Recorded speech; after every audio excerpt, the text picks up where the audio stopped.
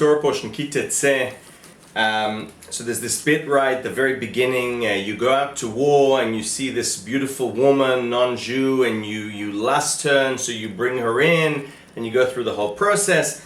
And ha-Hayyim asks here some fundamental questions. He starts and asks, you know, when you go out to war, and it's a war, a mitzvah war, you're going out for a holy reason.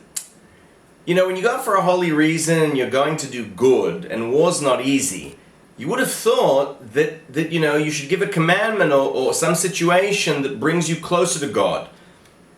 But a commandment that, you know, is about lusting this beautiful woman, and she's a non-Jew, she's not someone you're supposed to be with. ha-Hayyim says there's a lot at stake here. It almost feels like you're going to do something bad, and you know, like the Torah allows it because you can't help yourself.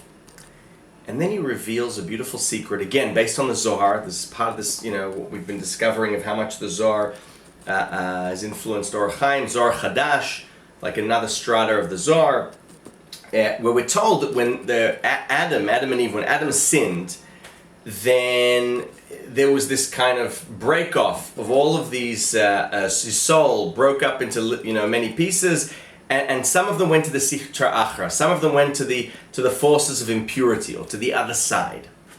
And he says that, you know, there are these souls that go to the Sitra Achra, they end up becoming the souls of famous converts like Ruth and Shmayan of Talion, Unkilus. These are all souls that when a certain circumstance happened, and we're going to see how it relates to war in a moment, the soul came back from the filthy side to the good side.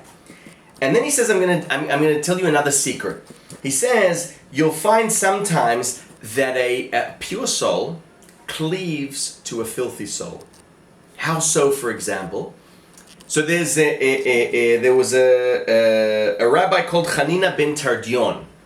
Kabbalistically, Hanina ben Tardion, his soul was within the body of Shechem who raped Dinah. Now this was a pure soul within the body of an impure soul, and the pure soul couldn't influence Shechem. He tried, he couldn't. And so the moment Shechem, this is very difficult to sort of take in, the moment Shechem does what he does to Dinah, Tardion's soul cleaves then to Dinah. And so a good thing came out of a bad thing.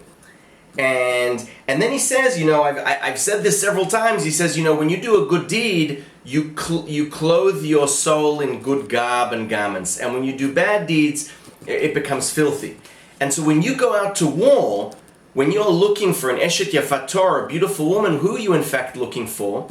You're commanded to look for those lost souls that came out of Adam, and they're looking to come back, they're looking to cleave. And this is also why it says, grammatically in Hebrew, it says you don't take, you know, her for who she is, but what's inside her. And he says, ba.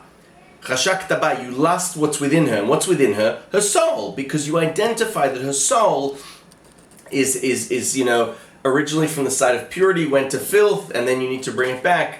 So this is, you know, ha-Hayyim's on a whole other planet, looking Kabbalistically in a very deep way in what's going on, and the challenges of going out to war, to be challenged by doing things that are not simple ethically, and there are all sorts of question marks, but he's even able to find in this mitzvah that always seems a bit odd, the biggest, you know, big thing you got to work on. So thoughts on the Torah portion of Teze with ha-Hayyim. Shabbat Shalom.